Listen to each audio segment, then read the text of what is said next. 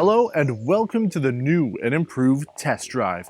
Today we're looking at this 2020 Jeep Cherokee Altitude, but rather than just talking about all the features and showing everything off, I want to talk a little bit about the history of this vehicle as well. And that's something that we're going to be doing here on Test Drive if you guys like it. Now if you really have no interest in knowing about the heritage of this nameplate and segment for Jeep, then skip ahead. In the description there'll be a link to the proper review of this, but if you want to spend a couple minutes with me and going over how we've gotten to this point, I think you're going to be very interested. The first generation Cherokee, the SJ, was from 1974 until 1983, and it was actually a full-size SUV, and it only came as a two-door. AMC had either a inline-six or a V8 version, and they said it was the sportier variant of the Jeep Wagoneer at the time.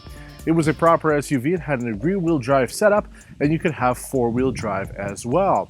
Now, not many of them exist today, but we do have some awesome footage thanks to FCA North America, so you can see what that original Cherokee looked like. The XJ was the successor to that. That is what I would consider to be the most iconic Jeep Cherokee. It ran from '83 until 2001, quite a stretch. It changed from a full-size SUV to a compact SUV, and it helped push the brand forward as the first all-new vehicle design since 1963 for Jeep. And it was also the first American off-roader built with a unibody frame. Now, this sparked the SUV craze as far as I'm concerned. The Cherokee was one of the most popular selling vehicles that you could find, and it's one of the reasons why the American Motors Corporation survived as long as it did, because of the Jeep brand. And it's ultimately why later in the XJ's production, it was bought out by Chrysler. They didn't want AMC, they really didn't care about that, but because of the deals that they had at the time with Renault, AMC had to exist as something, so they created the Eagle brand. Chrysler fulfilled their commitment, but they wanted Jeep, and it really has paid off for them. Chrysler's purchase of American Motors Corporation happened in 1987, so not long into the production of the XJ, and again, it was a rear-wheel drive vehicle with a four-wheel drive system. The successor to that Cherokee was the KJ, which ran from 2002 until 2007. At the time, Daimler Chrysler was the one who built it, and they decided to change the name for the North American market to Liberty. So elsewhere in Europe, you could still buy it as a Cherokee, and it made sense because it was still a rear-wheel drive with a four-wheel drive option, making it a true successor to the XJ that came before it. Now, it was also important too because it was the first Jeep with a rack and pinion steering system, and they also offered new PowerTech engines, including a diesel, for the first time. Unlike the final AMC Cherokee, the KJ didn't last very long. It was actually quite a bit shorter than the actual merger of equals between Chrysler and Daimler. So in '08, the KK was released. That ran until 2013. It was still a compact SUV, again using a rear-wheel drive with a four-wheel drive setup. It was the first post-Daimler vehicle, and it had a boxier design. They dropped the inline-4 engine in favor for a V6. A common rail diesel injection engine was also offered, but it was discontinued in the US because it couldn't meet stricter emission standards. And it was still called a Cherokee outside of the North American market. Which brings us to this, because that KK was still a compact SUV, rear-wheel drive, four-wheel drive. This, KL, from 2014 until now, it's not. It's a crossover. In fact, it uses the same compact wide platform that Fiat developed for the Alfa Romeo Giulietta and the Dodge Dart. Also, the Chrysler 200 was a vehicle on that platform. Now, this is a bigger vehicle than some of those original vehicles that were produced by AMC and then eventually by Chrysler. It has a 28mm longer wheelbase than a 1993 Jeep Grand Cherokee, which was the first generation of that vehicle, and also 130mm longer than the previous generation. But again, because it's a crossover, it's a front-wheel drive vehicle based on a car platform. So it's lost sort of that street cred that it had when it comes to being a proper off-roader. But it's still plenty capable. We have a four-wheel drive system on this. We've got the ability to change into different drive modes, including automatic, sport, snow, and mud mode. So you do have a bit of extra control for rougher weather over some of the other competition, but as we've seen recently, a vehicle like the Ford Escape now has their own terrain management system as well. So why are people buying this?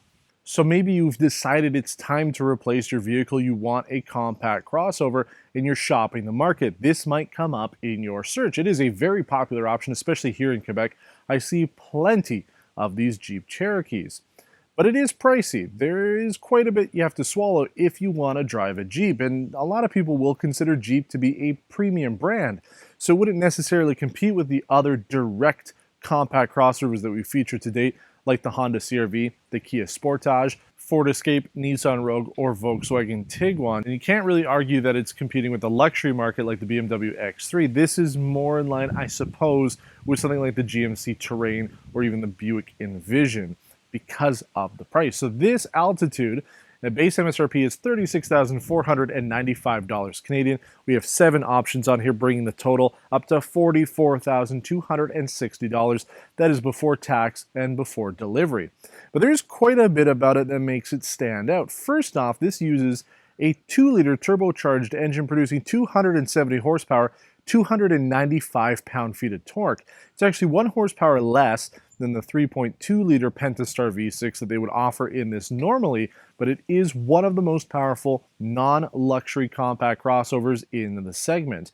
Now, the facelift came out last year, and I gotta say I like this a lot more. They say it looks a little bit more like the Compass. I say that the front end has a bit more of a Grand Cherokee design to it, and the fact that they've gotten rid of the split headlight daytime running light thing, that's a good thing for me. It was looking too much like a Kona, despite the fact that this came out quite a bit before the Kona. I just feel that this looks a lot better. A little bit more uniform, in line with what Jeep is doing across the board, but still making it unique enough that you won't confuse this with their other vehicles.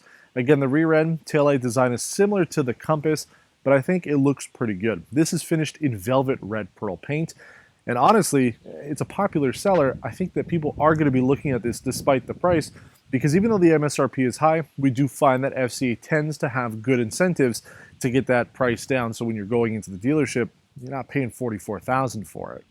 In terms of the options and features on this, it's lightly equipped. I'd say about halfway in terms of all the options. We don't have all the safety tech. Really, blind spot monitoring, backup camera, rear parking sensors, and forward collision alert is about it. There's no lane keep assist, there's no pano sunroof, there's no front parking sensors, and really the backup camera, the resolution could be better on it. But you can equip more on this if you want.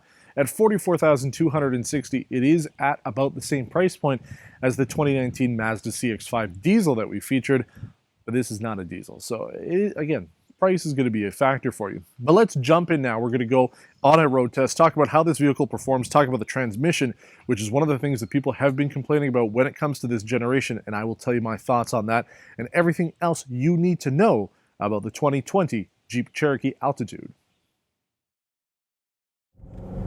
So the one thing you're going to want to really pay attention to if you're buying the Jeep Cherokee is the transmission. This uses a ZF 948TE 9-speed automatic transmission, and there have been complaints from customers about it. Not that they're breaking down or anything, but they just find that when you're trying to shift into a specific gear, let's say you're doing 70 and you need to pass somebody, it's like a delay, there's a lag.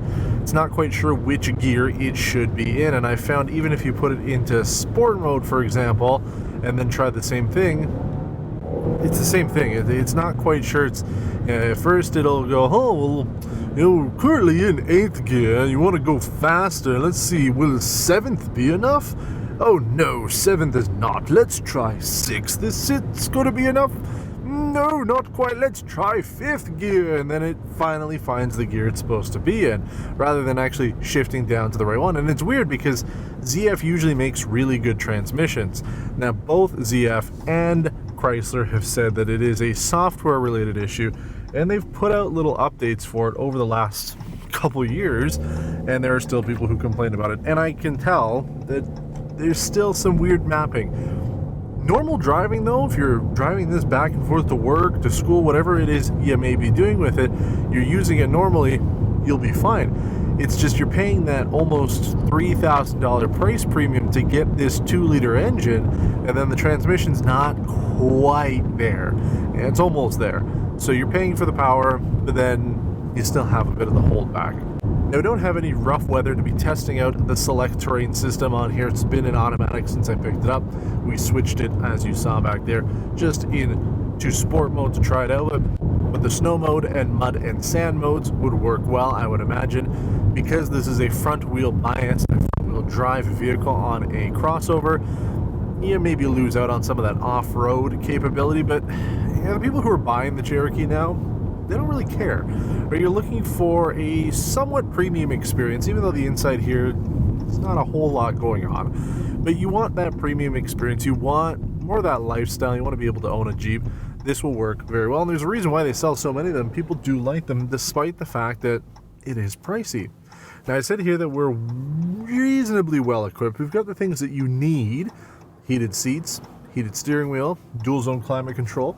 I do like the 8.4-inch Uconnect 4 screen, works really well. Now we know that Uconnect 5 is coming out, so there is something better, but this works great. The backup camera quality could be improved, and then you've got essentially blind spot monitoring, rear parking sensors, and forward collision alert. So there's not like a ton of enhanced safety tech on this. You can option it, but then again, price is going to go up. You do have HomeLink, that's a nice plus. You have incandescent bulbs on the inside though, that's not a plus. But it works. I've enjoyed it. It's a good daily driver. You're not going to be buying this because you really want to be doing off-road Jeep stuff with it. You'll still want to get a Wrangler or this current generation Grand Cherokee. If you like the Jeep, if you want something that's pretty modern on the inside and out, it certainly doesn't feel dated, then this is a good option to go with. Even with these cloth seats, I found they are pretty comfortable. It's a good all-around vehicle. Where does it stand out though? You do have the Selec-Terrain System here. There are only a number of vehicles like the Ford Escape that allow you to change the terrain management system on the fly, so that's a nice plus. It's not as advanced as some of the other Jeeps out there, but it gets the job done. Space is also really good. I mean, the backseat space is good. This is one of the larger compact crossovers that you can buy, and it feels that way. You feel like you're in a bigger vehicle than some of the competition. And fuel economy as well. We did 7.4 liters on our 100 kilometer test loop, so fuel economy is all right. Power is good. I do like the engine. It's a little loud, but what can you do? Transmission could be improved, but maybe it really is software and they just haven't figured out the right algorithm for it. But if you're in the market for a compact crossover, you want something that's built in America, and you want something that has a lot of configuration options. There's tons of packages, options, colors, and interiors to choose from, then you should consider the Jeep Cherokee.